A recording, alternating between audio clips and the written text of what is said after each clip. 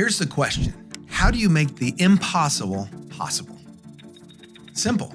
Remove the I am, the ego. Now, how do you step into that newfound possibility? With a series of small intentional steps. Never forget, the greatest among us started from humble beginnings.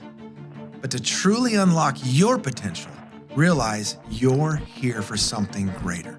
If you're yearning for more than just a good life, let's take that small step together to reach greatness. Welcome to the Greatness from Small Beginnings podcast, where we're talking to those who have gone from mediocrity to motivated, overlooked to overachieving, forgettable to unforgettable. Are you ready? Let's go.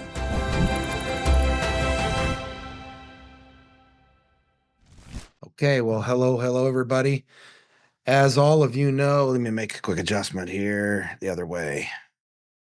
As all of you know, this is the Greatness from Small Beginnings podcast, and we come out weekly, and I like having guests on, though I do a lot of solo stuff, but I've been waiting a long time for this one. Yeah, we've been waiting a little while. We have been. Yeah. Almost a couple years. Well, it's been not a couple years anyway. It's been a while, Been a while. right? Been a while. I've been talking about it. And we even got up to bat one time and struck out. Didn't we? To put it mildly. One of us really struck out. but this is good. It's going to be a good time. Yeah. So this is Jeff Olds, good friend. And you listeners will discover as we move along the reason for the depth of friendship. And that's part of why we're talking. But I like to start, based on the title. Here it is on my shirt, Greatness from Small Beginnings. Start with the question, what is greatness? We can go a lot of ways with that, right? But and I always say, what's your working definition? Like, what do you now succeeding at it is a different question, a different idea. But what is the thing you go out there every day, say, okay, if I'm going to be my greatest, my best, my highest and best today, what am I going to walk out? What does that look like? And not just today, like as we have goals, dreams, and all that. What is greatness? What's your working definition of greatness? Boy, that's a great question. And takes a minute to ponder that one for me, but I got to put it in the context of greatness to me is just not so much achievements or financially or physically or anything like that, but how do I treat the people that I'm in contact with on my way to accomplishing those goals, whatever that be? Mm-hmm. So that, what how does my road look on the way to greatness is more the best way I can put it. My definition of greatness, I don't think I got that figured out. Yeah. And that me neither, actually. Yeah. I think I have goals. I think I have these dreams. And I just remember listening to a book, and they were talking about dreams and talking about some inner city kids that, one of them wanted to be an astronaut, one of them wanted to be an athlete, a shortstop for the Mets or something like this. And the point was made, well, how many get to do any of those things? Well, not very many. But the point is, if we don't have any dreams, if we don't have any aspirations, then we don't get on the road. Like we don't, get the motion. We don't get the motion going. Correct. Right? Correct. And so it's great to have those aspirations and dreams. But when we talk about, well, what's the goal? And how does greatness, being my highest and greatest, it might not be very much. My grandmother, I would consider her a great person. But she said most of the last 10 years of her life, because she died at 105. Right. Just a few years ago. Right. She sat in that house right next door to where we're recording for most of the last 10 years of her life. And why would I consider her great? because whoever walked in there, first of all, she prayed. She prayed for everybody. She probably prayed for you a lot. I mean, I don't even know your name. Oh, that guy out there. Lord bless that guy. Right? Yeah. And she prays for our. That's a great thing when a person looks at you as an warrants prayer. Well, and that was her job. Yes, right? yes. I'm learning that one. Yeah, and me too. Not learning it fast either, Right. unfortunately. But she was a great woman.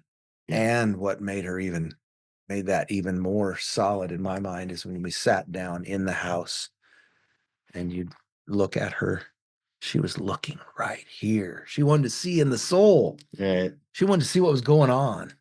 Right. And she wanted to understand. And that is a sign of greatness, I think, is to want to understand Right. the human person, the human condition. And not just that, but what's beyond the human condition? What's beyond that? And she wanted to know. Yeah. I remember her saying in regards to one issue, family issue, she said, "Well, I'm starting to doubt some things about my faith." And she's in her late 90s when she says this. And I'm like, "You? Why would you do that?" He said, "Well, I've been praying as fervently as I've ever prayed for anything, and nothing's changing." And we had to talk through that. Like, I didn't teach her anything, but we had to talk through that. And that was a moment for her. And still in her late 90s and early hundreds, she still had to think deeply about, do I really believe what I'm asking, or do I believe that God is capable, or do I believe that His timing is right? Anyway, That's a great little insert there, and I did meet great. Uh, I did meet your grandmother at the tail end of things, and she did have a way of just kind of looking through you. I think it's excuse me, that old world thing that they do, where back in the day they could look you right in the eyes because that's how you really you carried yourself. You could look each other in the eyes because you weren't weighted down with all these things. And when you talk about, I heard a story the other day about a little kid who was in a classroom. The teacher says to him, "Hey, if you can tell me one thing that God can do, I'll give you this shiny apple." And the kid thought for a minute and he looked at the teacher and he said, "If you can tell me one thing God can't do, I'll give you a whole barrel of apples." And so I think when we're jumping on the subject of faith and greatness, we so often, I do, think that every faith moment in a circumstance is building that faith again. Okay, that circumstance is done. I won that battle, cancer, failure of something, whatever it is. Yeah. And now we got to move on to the next and we start our faith all over. No, faith, I'm starting to learn, is the accumulation of what God's already done. That's how I stay strong in my faith. He's never lost in any of our lives. He's never lost. If he had, we'd know. We wouldn't be, we wouldn't be where we're at, So faith is based on the past. Yes, absolutely. On the battle's already won. Grace is based on the present. Straight away. Right. And then mercy, I don't know if this is true. I haven't thought deeply enough about it, but mercy is based on the future, because we're not going to deserve what we're going to get. Right. Right. And I like when we used to pray out of the shop and, you'd say that one thing where, and I never heard anybody put it like this, that, you know, thank you for the things you haven't done for us yet, whatever that entails. If we're getting hammered for something we're doing wrong, or if we're getting blessed even more, you know what I mean? So, um, look at us. We steer right towards our faith because, I think at our age, um, in our circumstances, a lot of times you realize when Christ is all you have, he's all you need. It really narrows stuff down. Circumstances are circumstances, I'm learning, but how are you going to walk through them? Yeah. Because there's somebody watching that needs to see it, that's coming through their circumstances. And yeah. So I kind of steered off of greatness there, but I've never considered myself great. And maybe that's a weird thing. I always used to call myself a good number two guy. I liked being a good number two guy. And And I always found a lot of satisfaction in that, of not having to be at the top. And I've met some number twos that were really good at what they did, and they literally are great, you know? right. And so let's go back to the work scenario. Yeah, yeah. But let me ask this question as we dovetail into that. Okay. Okay, you being the number two, three, four, five, six, whatever it is, whatever Right. number you are that moment, Right. which I think you're good at being that chameleon. You can fit wherever you need to. Why does to this day, like you're not working for KNL right now, Right. right? Coming back soon. Yeah, come back soon. But why does the team to this day still call you coach? I mean, that's a pretty nice thing to say. Wait, I got to check something here. Okay, I got my handkerchief in case I start getting, Yeah. you Yeah. know me Oh, yeah. because we're an emotional company and we love each other. Mhm. And I love those kids. And you love most. I You love love those more. kids. You Yeah. love fully. You love in spite. I'm not You love perfect at it, but you know no. what? When I pitch and wane out of the love I have for others, it usually stems from the love I'm not having for myself at the moment. Mm. You know, but when I realize how much God loves me, how can I not love others? Yeah. How good he's been to me, how good he is to me, you know? And we just got a bunch of great kids that work for us, you know? And and of course you and mom and my baby brother and all his brothers. I just love you guys. Yeah. You know, you guys are my family. Well, how does that fit with the word coach? Coach, you know where coach came from? You're gonna love this little story. Uh Keith Jr., this one's for you, and Javier, this one's for you.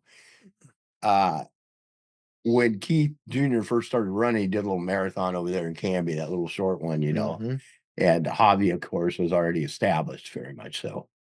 Uh, and and I showed up that day, fresh out of the hospital, with sweats and everything on, and they were running by, and they were, and someone had filmed it, I think, and I was pointing at him, and I think it was Oliver Keith said, "You look like a coach." So, so Just sweats on. he just Completely out of shape. kept Sweats on, just right? looked like Weekend at Bernie's standing in sweats, you know. And Keith Jr. was the first to call me out. Yeah. So kudos to him. And but I think a lot of times too, some of the young kids, I give them way too much advice. So they Mhm. also, what are you, a coach? You know, that one's for Freddie because Freddie needs to, Freddie needed yeah, has Freddie always would, needed a little yeah, advice. Freddie would tell me, I don't need your coaching. God bless him. Uh, so yeah, But he knows he does. that's how that comes about. And I need them. You know, one thing Mhm. these young men can teach you so much. It's to be closed-minded to them and not to listen to them. You're really missing out. Oh, Uh, you know, there's so many men. I don't need to name drop Georgie that teaches me so much about things I never got to do. Be a father, yeah. you know, just good men, just good Mhm. men, struggling men, just like the rest of us, but Yeah. good men. Yeah. Yeah. And I think that's where That's our success comes from, you know? yeah. Um, So talk about your work with KNL journey. This is oh, okay. I parallel the two with your faith and with your employment at KNL. right. They look similar to me. Yeah. Tell me if that's true. I would think so because we've seen, you know, here at KNL, I've seen a lot in just the time I came, knowing the history of KNL, where you guys came from, all the boys and how you started out. And, you know, it wasn't easy. Hmm. You know, I always like to tell these guys, you know, and I don't mean tell them, but mention to them that, you know, you guys came from nothing. You didn't have a lot, you know, you didn't. And so where it's gotten today is just God blessing us. And, and, you know, this isn't a religious thing. I think a lot of people get it mistaken that over here we're just a bunch of religious fanatics or something like that. This is a personal No, relationship thing, that's but so for each guy's journey is different. And, and it's okay if you don't want to have that journey because you couldn't even talk to me about God till I was, you know, dying on a kidney machine, drinking a fifth a day using meth. Mhm. And then, you know what? I didn't find God, he found me. Yeah. And things started changing. And I would encourage anybody who's struggling to, you can't make this stuff up. Pick up that book and read it. Something will change. Yeah. It absolutely has to. And it Okay. did for me. I Yeah. mean, That book, the Bible. well, you know it, Yeah. the book. The And, book. Yeah, the book. you know, it's, you can't make it up. Anybody that knows me before and after, something happened. It had nothing to do with me. Yeah. And I know other men out there that Mm. same thing. Yeah, me too. My work journey at K&L is just, you know, when I got here, I was ready. I think you put it best. I mean, I got let go or I walked off 2 times, and the 3rd time something changed. But when I got here, I was looking to be offended. Mhm. Don't you know who I think I am? And you Yeah. saw that in me, Mhm. and you just let me go through my motions. And I've seen you do it 100 times since then for other men, you know. But the one thing I love about K&L is that we're the 2nd, 3rd, and 4th chance company. Mhm. We really believe that people can change, and if I can change, anybody could change. And yeah, yeah, it's there's so many. I think you come here and you learn that the battle isn't against everybody else. You really get around men that are working on themselves, and you realize the battle is your own. Yeah. That's the only thing that takes you out or Yeah. keeps you in. Yeah, you're not alone, No, but your changing has to do with you. I mean, we've seen yeah. so many men change. I'm one of them where I just realized, well, I used to think the very people that are trying to help me are cursing me. They're out to get me. And then all of a sudden, I was like, I'm being blessed. All I got to do is just show up and have a decent attitude and do my job. And I'm getting blessed, you know? Now, can I stay blessed? I don't know. That's a tough one for all men That's well, because our attitude and our yeah, perspectives change. all humans. Yeah. It's a human condition to what I call submarine, kinda just knife ourselves out at the knees. Right. Say, "That's it. Right. Um, In the exact same scenario as the day before. I can't tell you how many sometimes." men, young men at this company that are good friends of mine that we've had that change, and we got to a point where we called each other on it. "Oh, you're just in your feelings," you know, "Ruben, that was for you." You know, I'd go up to him and maybe have a little complaint going, "Oh, pops, you're just in your feelings," you know? And I would almost laugh to myself. I maybe not at the moment, but I'd get back in my truck and think, "He's right. This is exactly what I was doing yesterday. What's different other than I'm my attitude?" Yeah, Yeah, so, you know, it's a good place to grow up, and we're doing it at all ages. all ages. You Yeah, know? yeah, He's yeah, yeah, and my work journey, I hope, isn't finished here. It's, now my role is probably gonna be not as I don't know. Where God has taken me away physically, I think he's given me more mentally, but that just depends on who you ask, you know? yeah. I Well, the heart, yeah, yeah, mental is a different piece in my opinion. that's true. It is, not that we're dumb, Right. but we just grow up and we just figure out that that you started out with people matter, They people, do, they do. that What do you do for the least of me? what do you do? Yeah, What do you yeah, do for people that can do nothing for you? How do you uh, treat them? yeah, They can do absolutely nothing for you. You don't gain anything from them financially, any other way. What do you do for them? right. Because those are the ones that count, you know? Yeah, yeah, well, those are the ones that we can actually do something for, Right, right? right. Those are the ones that are watching. Those were yeah, and Yeah. that have a need, Is this right? guy So talking it or is he walking it? yeah, And we all fall short. of Obviously, course, we know of that, course. you know? Constantly. Yeah. Yeah. So your physical journey, where are you at now? What's the I mean, For lack of y- a better term, I'm stronger than a popcorn fart right now, I'll tell you. I don't know if you can say that on TV or whatever we're on right now, but, ah, yeah, this is unfiltered, don't a worry good about 6th grader could take me down. Uh, it. you know, I wanna say I'm on the rise, you know, the very thing, I don't need to get into specifics, but, you know, I'm on dialysis now, and it's I just didn't think I could do it. I was ready to pass away. Uh, for those of you who don't know, I'm transplanted, and the kidney was supposed to last 5 years, lasted 23 years, and I still haven't found a way to complain, you know? Yeah, And worked at it a little. that's right. And, you know, I'm sitting in the hospital, and they tell me, "Hey, you got a couple of days." You guys know the battles I've been fighting hard the last 5 years. Yeah, I'm sitting in the hospital, and they says, "Well, you got a couple of days, before you pass. You could either get a get on the kidney machine or you're gonna pass away." And in that moment, my pride came and said, "I'm not going back to that hall." And, I went about a half a day longer, and then I said, "Hey, is that machine warmed up? Or, because I'm ready." Because in the silence and the quiet of listening and wondering, "Is this the end?" I remembered a kid who drank a fifth a day and was on meth in the dialysis unit, who was just so angry and thought God was a terrorist for everything that was going on in his life, not taking accountability at all. And in that moment,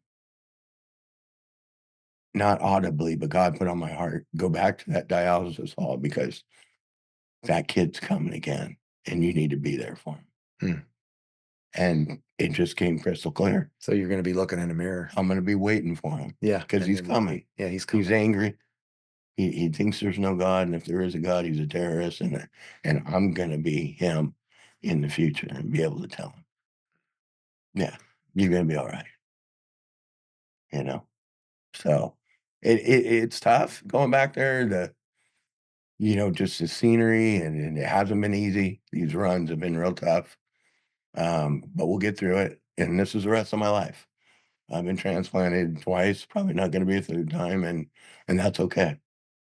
I'm okay with that. I mean, acceptance is on high today. Tomorrow might be down low again. Yeah.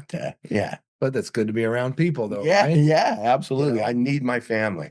I need my family, whatever that entails, you know? I need the boys and, and just something to belong to, and that's what K&L gave me. It gave me something to belong to. Even at my old age, I didn't get here till I was 48 years old, you know? I didn't get to Callaway family, I call it, until I was 48, and it took me 3 years after that to just get rid of my attitude and realize I'm getting blessed. I'm part of the family. Now I got the biggest family anybody could ever want, you know? And I hope these guys know that I love them. And I'm not always I have my moments. We all Oh, know it. yeah. We all know it. But for the most part, you know, Mike, Chris, Freddie, all you guys, George, you guys know I love you. Yeah. So greatness from small beginnings. We're grateful. Of course, we've been talking about our gratefulness for what we've been given. The faith is about past, like it's about building the monuments and the memorials that God's built in our past that we can always refer back to, right? Right. And there's tons of them. Right. So many that we should never doubt, Right. right? Right. But where did you come from? Like, what was the small beginnings you came from? I mean, we've talked about faith, and we all know we have small beginnings there, and we're still small. But where'd you come from? Do you mean the small beginnings of where Yeah, what's your small town Malala? You grew up, family. Just give me a quick history. quick history. Yeah. I'm adopted. Adopted actually from the same part of the same people in the same family, but um, I'm adopted. Grew up in Southern California in Long Beach area until I was 15, and my dad decided, hey, we're coming to Colton. Okay. Yeah, that was a shock. But it's funny, the kind of kid that I was and where I grew up, I found the same kind of people right there in Colton, and off and running again, for whatever reason. I had good parents. They did the best they could. We had family issues just like any family. Um, some were pretty rough. Um, but I wasn't a beaten child, should have been. I earned it. In hindsight, when you get older, you realize, how did he not kill me? I don't know. Um, I had a good upbringing, you know. Um, my mom's still alive, great lady. I love her. I talk to her every day. Um, she always had a lot of faith. It's funny when I was young and running and gunning, she prays with me now, but she used to pray at me. Yeah. She, and And I'd walk through the door and she'd immediately do a big sniff to see what I'd been smoking or drinking, and then just start praying. out loud. Oh yeah, right at you, right at you. What a And mom. yeah, I How know. that's To strange. this She day, probably did that so she wouldn't do something bad, though. it's there were times she did stuff bad too. Yeah. It was a pray whoop kind of deal, Yeah. but and deservingly so. But yeah, I just grew up in Colton. Uh, just had a good life. Came out of Colton High, went to the sawmills, Mm. um, did the drinking and gravel pit type thing we all do. All those kids that grew up around here and worked in the union before I came to K&L. I was a bricklayer in the union for a while, but like my dad used to say, I've been everything in Oregon for 4 hours. That was his favorite line. He used to make me so mad, but I laughed in later life. Yeah, and then came to K&L, and you guys trained me how to drive a truck, and I like to think I was pretty darn good at it in the end. It's pretty basic, and I was so blessed. I was so proud of the trucks that you guys allowed me to drive, and then you bought me that brand new one, and I didn't wanna touch it. And that thing's too new. I don't want nothing to do with it. And I got over that real quick. Yeah. Yeah, and so, yeah, that was my So journey. 20 plus years of running and carousing Just and quitting everything I ever started. and I had a lot of quit in me. a lot of quit. Wow. A lot of There's quit. a phrase that my producer will probably clip that one out and say, Uh-oh. "Yeah, I had a lot of quit in me." Yeah, And that, boy, I haven't I haven't had that opportunity, to be honest. With the kids that needed to eat, right, I most and I'm grateful for this, by the way, right, is what drove me out the door was when my oldest was born. 'Cause right, that got me out the door in the rain, right, going to work. right, I'm not sure what I'm doing, but I'm going to work, right, and then the more kids I had, and I always considered them a blessing. I thought I was having playmates. Guess what? Guess what? It's responsibility. I was having responsibility is what I was crazy. doing. Uh, and they are playmates to some degree, Right, but I was too immature to really care about that. right, And I might have made different choices, but it was the right choice for me, for God to give me all that responsibility. And quit couldn't be part of the scenario, right, you know. yeah, And I believe it may be, and I'm not speaking for you necessarily, but I mean that's where you are now. That's why you went back to dialysis.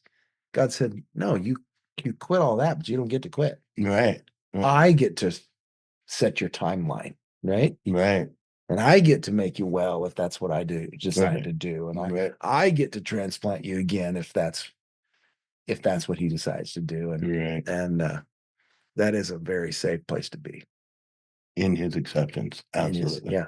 It just takes the burden off your shoulders. I mean, Mm. I fought and fought to keep that kidney going, and you saw the suffering. There were times there where I went to the hospital every weekend, and then Monday I was back at work, and it just aged me in dog years. I dragged myself with that truck, but um, eventually caught up with me. But I was always amazed. Me and you were talking one time. I remember years ago, and we were talking about that situation about quitting and stuff like that, and I did it a couple times here, and and I mentioned to these young men whenever it happens, if you start quitting, it's real easy to keep going. I noticed that in my life. It was easy to quit after I did it the first time. And I remember you saying that, Jeff, it wasn't, I bet you it wasn't a lot of where you were, it was where you weren't. Mm. And like you said, because you had a child, you were just driven to go there. I hadn't And God blessed it. had any choice. Yeah. Yeah. Which is absolutely crazy because I always thought I had a choice because, God bless them, my parents, I could always fall back on them, you know? And that's one thing I always admire about the Callaway family. as much love as you have for each other, you guys are very and I watched this, you guys are very individually driven between each other, very, task oriented to accomplish stuff on your own, and that's where the strength comes from as a group. Yeah. Well, You Lillian know? championed the thought Yeah. and the words that if you do something for your kid that they can do for themselves, you're actually hurting them. That is true, Mom does say that. And Yeah. she lives that. Yeah, That for the most part, she lived it for decades and still living it. right, No, I'm not going to do this for you. right, You chose where you're at. You chose to get whatever it is, married, have kids. It's right. funny to listen to her talk to our daughter, who's got 4 kids, and they're a little bit crazy, Yeah, a little lot crazy. And it I love happens. them. I just love the energy and the, Right. they're gonna really do great things in life because you can see it in their eyes. And fire in Right? the belly. Oh yeah. And she just loves to say to her, "What's it feel like to raise yourself?" You know? Right, Yeah. right, And no, we can't save each other from our right, choices. right, I can't save you from your choices, right. and you can't save me from mine, and we can't save our kids. And when you're coaching these guys out here, you can't save them from their choices. And sometimes you got to reveal them that their choices, well, that was not a good one. You know, could have been better. Yeah, yeah. Hey, yeah, and don't get it twisted, these young men have taught me so much too about, Mhm.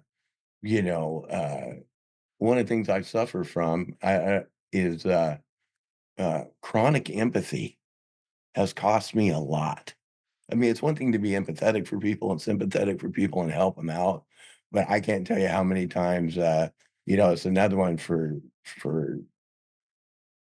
Keith Jr. and George and Freddie and those guys, just quit giving people stuff, and I always thought that was a way that I showed that I loved them and I blessed them, but, that's not always the way to go about it. I've noticed that you can sometimes overbless Mm, people or even I'm a very complimentary guy. I look at it as building people up, but it comes across as compliments. You can compliment somebody into a position where they really believe too much in themselves. mm. Now they can't hear you say anything. You try to teach them something and now they can't hear you, you know, because they've Yeah, arrived, I got a couple of those working in my life right now that I think, And I've been that too. yeah, I I so have know I. this. I know That's why I know what I'm looking at because I've it's a done it. mirror. Yeah, Right. because I'm looking in the mirror and saying, "Oh, Right. yeah, I've thought an awful lot of myself." And, Yeah, actually, I ain't all that great. that's right, I'm pretty status quo, yeah, at Yeah, best, yeah, yeah, at best, I'm average, right, and and that's okay. if I'm gonna be great, the greatness we were talking about, then I have to see. I have Yeah, to c I have to be clear. right, Who am I? right, And then I gotta be clear on who are they? right, And and and once I can answer those questions, then maybe I can not get too empathetic. Maybe I can help them. You know right, that we often help people a little bit financially here and there. right, And and that's okay too. but yeah, of course it is. Being generous is part of the deal. It's part Right, of well, the you taught package. me that, Yeah. that's right, But one of the questions that we ask when somebody says, "Hey, can I get a loan?" or whatever it is, mhm, I always say, "Well, I don't want to be too nosy, but can you tell me why? right, Just give me the kind of some of the facts, and then tell me what you think you need, because those are different. right, Those are different things. The why creates this idea that if I had this, I could do this, but then the need is actually something typically very different. right, And right, then by the time sometimes they walk out of the room, they walk out with half or a quarter of what they thought they were coming in to get because because a little bit of wisdom was put out in front of them and said, if you do this, it's going to be really hard to pay that back. right, You know? right, right, And so instead of just letting them yeah, soak themselves, yeah, yeah. right, And often that empathy, that desire to be helpful right. is hurting That's why, people. a lot of times here at the company, we've done those, little spending seminars that we just do inside our company to help you manage stuff. And I remember sitting in the first one you did and realizing, man, in a 5-year span of being here, illness probably had a lot to do with it. But I had paid off all my bills. My house was, I'm not bragging. I'm if I am, it's for the powers that be that help me. Jesus, I could say that. And house is paid, all my bills are paid. I got money, and I'm just sitting pretty. And I didn't even realize it until that moment when you start asking the questions. What do you got in here? What do you got in there? I remember I didn't even want to share because I was like, because it's not, I'm sitting and it's pretty. not. You're not. It's not about bragging. No. It's about Wow. look what the Lord provided. Totally opposite of what I used to. I couldn't hold on to a buffalo nickel. Yeah. Yeah. I prayed there wasn't a store on the way home when I got paid. I was stopping. I didn't care if they were selling wind chimes. I got to get rid of this money. Yeah. Yeah. Well, it is, that part is an addiction too, isn't it? Yeah, that's interesting. You is. call it over empathizing, Yeah. almost obsessively. Yeah. Well, loving people, we lean that direction. We do. We do. And so we have to be careful. We have to be wise. Without wisdom, it's foolishness. Yeah. And if we're being a fool and being empathetic at the same time, we're just a foolish And we're going to get what we get. We get what we get. And we all have. And we all, yeah.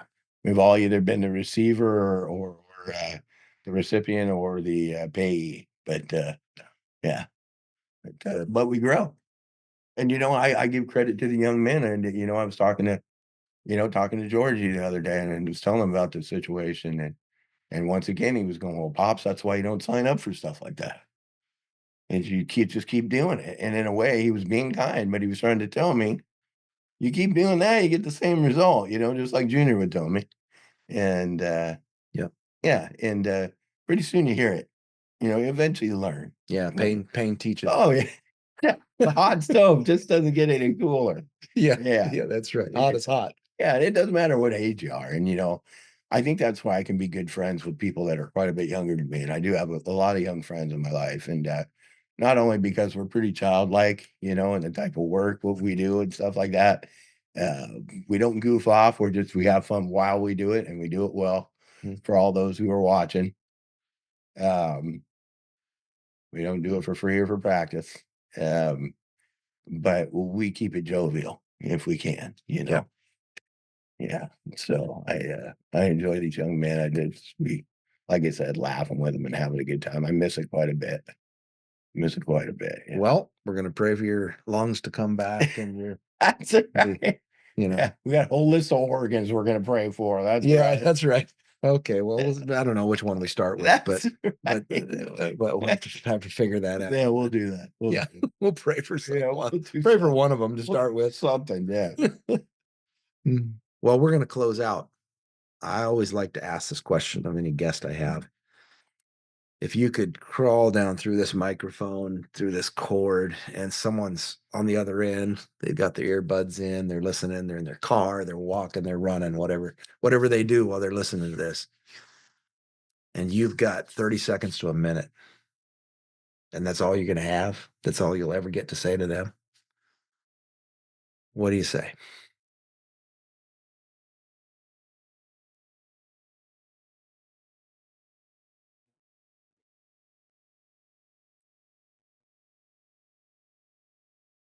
Don't give up on yourself because God won't.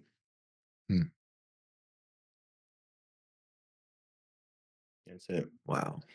Because God won't. He won't. He won't. He absolutely will not. He made you and he loves you. And I can't make this stuff up. Where I come from, I can't make this stuff up. Yeah. And I'm in the worst circumstances of my life right now. And I feel so complete. Wow. That's good stuff. I feel complete. So when was the last time you felt like you were ready to give up? In that hospital, and they talked about that kidney machine again. So a couple weeks ago. Yeah, I thought this is it. Yeah, I'm this is it. it. Not doing that. Yeah. I'm not going back there. I can't. I can't. God. And what switched?